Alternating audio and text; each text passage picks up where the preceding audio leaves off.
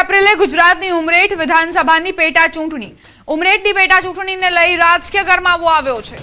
ઉમરેઠમાં સ્વર્ગીય Ajit પવારની NCP ચૂંટણી લડશે। જયંત બોસ્કી એનસીપીના ઉમેદવાર હશે। એનસીપી પ્રદેશ પ્રમુખ નિકુલસિંહ તોમરનું નિવેદન।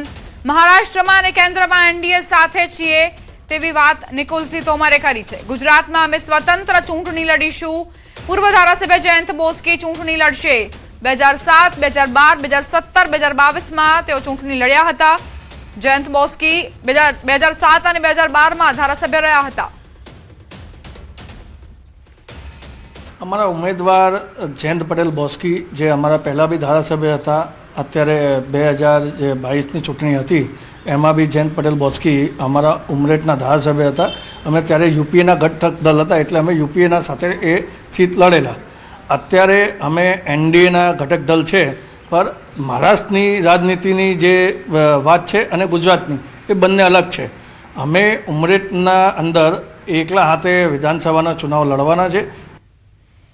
સમાચાર અમરેલીથી સાવરકુંડલાની વીડી ઘેલાણી કોલેજ આવી વિવાદમાં। જુનિયર ક્લર્કની ભરતી પરીક્ષા દરમિયાન વિવાદ। કોલેજમાં ભાજપ આપના નેતાઓએ ધમકી આપી। જુનિયર ક્લર્કની ભરતીમાં સેટિંગ થતું હોવાનો આરોપ।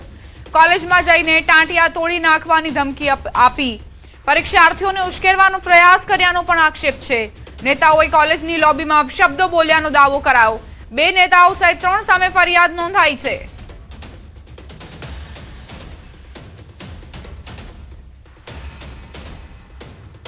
નર્સની ભરતીને લઈ વિદ્યાર્થી નેતા યુવરાજસિંહ જાડેજાએ લગાવેલ આક્ષેપો પર આરોગ્ય મંત્રીએ જવાબ આપ્યો। મંત્રી પ્રફુલ પાનસેરિયાએ જણાવ્યું કે ગુજરાતમાં 1.5 વર્ષમાં 1903 નર્સની ભરતી પારદર્શક અને મેરિટ આધીન કરાઈ હતી। શિવાની નામની વ્યક્તિએ ખોટો ઓર્ડર સોશિયલ મીડિયા પર મૂકીને વાયરલ કર્યો હતો, જે અંગે 14 માર્ચના રોજ બપોરે પોલીસ ફરિયાદ કરાઈ છે। આવા ખોટા ઓર્ડર કાઢીને લોકોને ગેરમાર્ગે દોરવાનું કામ કર્યું છે। મેરિટમાં લિસ્ટ કમ્પ્યુટર આધારિત હોય છે, જેને તમામ લોકો જોઈ શકે છે। પોલીસ ફરિયાદમાં હકીકત બહાર આવશે, તેમજ તેમણે લેભાગુ તત્વોથી દૂર રહેવા અપીલ કરી છે અને જે ખોટું કરશે તેને છોડવામાં નહીં આવે તેવો દાવો કર્યો। મેરિટ આધારિત ભરતી કરવામાં આવી હતી, એ પછી એક પણ ઓર્ડર ઇસ્યુ કરવામાં આવ્યો નથી। બેન શિવાની બેને પોતાના નામનો ઓર્ડર પોતાના સ્ટેટસ પર મૂકી અધિકારીની ફરજી સાઇન એમાં છે। આ બેનનું નામ મેરિટમાં હતું જ નહીં અને એમને પોતાનો ઓર્ડર જાતે બનાવ્યો છે। હવે તપાસમાં એ રહ્યું કે આવી કોઈ ચોક્કસ ગેંગ છે કે જે ડુપ્લિકેટ ફરજી ઓર્ડરો બનાવી અને લોકોને ગુમરાહ કરે છે।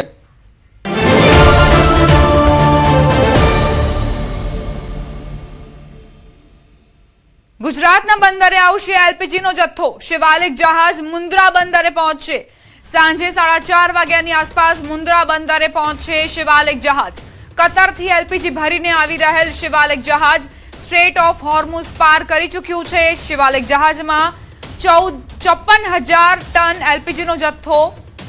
પ્રશાસને લોજિસ્ટિક તૈયારીઓ પૂર્ણ કરી દીધી છે। ગેસની આ ખેપને તાત્કાલિક અનલોડ કરાશે। દેશમાં વિવિધ જગ્યાએ તેને પહોંચાડવામાં આવશે। એલપીજીનો જથ્થો એલપીજી ભરેલું આ અન્ય એક જહાજ નંદાદેવી આવતીકાલે જામનગરના વાડીનાર બંદરે પહોંચશે। કંડલા આવનાર નંદાદેવી જહાજ હવે વાડીનાર બંદરે પહોંચશે। આવતીકાલે સવારે જામનગરના વાડીનાર બંદર પર નંદાદેવી જહાજ આવી પહોંચશે। બંને જહાજમાં 92,700 મેટ્રિક ટન એલપીજીનો જથ્થો ઉપલબ્ધ છે। ન્યૂઝ 18 ગુજરાતીની ટીમ પહોંચી મુન્દ્રા પોર્ટ। શિવાલિક જહાજ મુન્દ્રા બંદરે પહોંચશે। મુન્દ્રા પોર્ટથી ગ્રાઉન્ડ ઝીરો રિપોર્ટ તમને દર્શાવશે ન્યૂઝ 18 ગુજરાતી। શિવાલિકની પડેપડની અપડેટ એટલે મહત્વપૂર્ણ છે કારણ કે અહીં એલપીજીનો જથ્થો ઉપલબ્ધ છે, જે ભારતની જે આપૂર્તિ છે એલપીજીના જથ્થાની તે પૂર્ણ કરશે। સંવાદદાતા મેહુલ સોલંકી લાઈવ જોડાઈ ગયા છે, તેમની પાસે જઈશું। મેહુલ, અત્યારે આપ ક્યાં છો અને શિવાલિકની હવે રાહ જોવામાં આવી રહી છે, ક્યારે તેની એન્ટ્રી થશે? વાત કરીએ તો હાલ ગ્રાઉન્ડ ઝીરો પર ન્યૂઝ 18 ગુજરાતી મુન્દ્રા પોર્ટ પર પહોંચ્યું છે।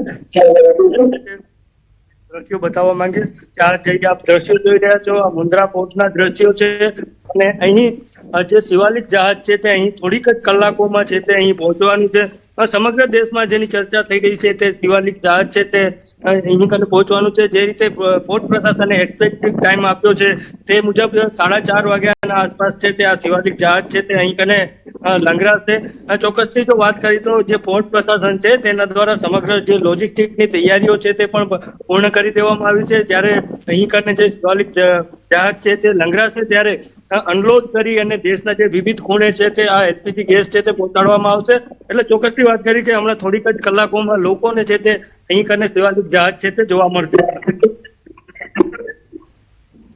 મેહુલ, અત્યારે એલપીજી નો જે જથ્થો આવી રહ્યો છે કેટલી માત્રામાં આવી રહ્યો છે તે વિશે કોઈ જાણકારી? કારણ કે માત્ર ગુજરાતમાં જ નહીં પરંતુ આખા દેશમાં અનેક અફવાઓ ચાલી રહી છે. સોશિયલ મીડિયા પર જે લોકો ચર્ચાઓ કરી રહ્યા છે કે એલપીજી નો જથ્થો આટલા દિવસ પછી ઉપલબ્ધ નહીં હોય, તે લોકોને તમે શું કહેશો? જી, ચોક્કસથી વાત કરીએ તો જે રીતે પોર્ટ પ્રશાસન દ્વારા પણ વિગતો સામે આવી છે અને બે જહાજ છે તે અહીં કને આવવાના છે. જેમાં એક જહાજ છે તે છે તે કલાકોમાં પહોંચવાનું છે અને બીજું એક અન્ય જહાજ છે તે વાડીનાર પોર્ટે આવતીકાલે સવારે પહોંચવાનું છે. એટલે કે ટોટલ 2 જહાજો છે તે અહીં કને આવવાના છે. 2 જહાજોમાં તો એલપીજી ની વાત કરવામાં આવે તો 92,700 મેટ્રિક ટન એલપીજી છે તે આ બંને જહાજમાં થઈને આવવાનું છે. ચોક્કસની વાત કરીએ તો થોડીક જ કલાકોમાં અહીં જે તે એલપીજી ભરેલું છે જહાજ લોકોને હાલ જોવા મળશે. મેહુલ, કેટલા સમય બાદ જે આ અનલોડિંગની પ્રક્રિયા છે તે હાથ ધરવામાં આવશે અને ત્યારબાદ ડિસ્ટ્રીબ્યુશન પણ કરવામાં આવશે? અલગ અલગ રાજ્યોમાં તેને રવાના કરાશે? ચોક્કસથી જે રીતે પોર્ટ પ્રશાસન દ્વારા જણાવવામાં આવ્યું છે કે જહાજ અહીંયા કને જ્યારે લંગરાશે, શિવાલિક જહાજ છે તે અહીંયા લંગરાશે, ત્યારબાદ છે તે તાબડતોબ છે તે તેને અનલોડ કરવાની લોજિસ્ટિકની કામગીરી છે તે પણ પૂર્ણ કરવામાં આવશે અને તાબડતોબ દેશના જે વિવિધ ખૂણે છે તે આ એલપીજી નો જથ્થો છે તે પહોંચાડવામાં આવશે. એટલે થઈને લોકોને છે તે દેશમાં રાહત પડી શકે. ચોક્કસથી જે પોર્ટ પ્રશાસન છે પોર્ટ દ્વારા તે તો તમામ તૈયારીઓ કરી દેવામાં આવી છે, પરંતુ તે એક્સપેક્ટેડ ટાઈમ આપવામાં આવ્યો છે પોર્ટ પ્રશાસન દ્વારા તે પહેલા 2 વાગ્યાનો આપવામાં આવ્યો. હવે 4-4:30 વચમાં છે આ જહાજ છે તે આપવામાં આવી રહ્યું છે. આભાર મેહુલ, તમામ જાણકારી આપવા માટે. આગળ પણ તમારી પાસેથી અપડેટ્સ લેતા રહીશું. તો જે સ્થળે જહાજ આવવાનું છે ત્યાંથી અમારા સંવાદદાતા મેહુલ તમને તમામ જાણકારી આપી રહ્યા હતા. લોજિસ્ટિકની તમામ પ્રક્રિયા પૂર્ણ થઈ ચૂકી છે. જહાજની એન્ટ્રી સાથે જ પ્રક્રિયા શરૂ થઈ જશે કે અનલોડિંગ થાય. ફટાફટ ડિસ્ટ્રીબ્યુશન માટે પણ કામગીરીની જે પ્રક્રિયા છે તે કરી લેવામાં આવી છે. ઝડપથી આ જથ્થો આખા દેશભરમાં પહોંચાડવા માટેની વ્યવસ્થા થઈ ચૂકી છે. 54,000 ટન સાથે આ શિવાલિક જહાજ આવી રહ્યું છે.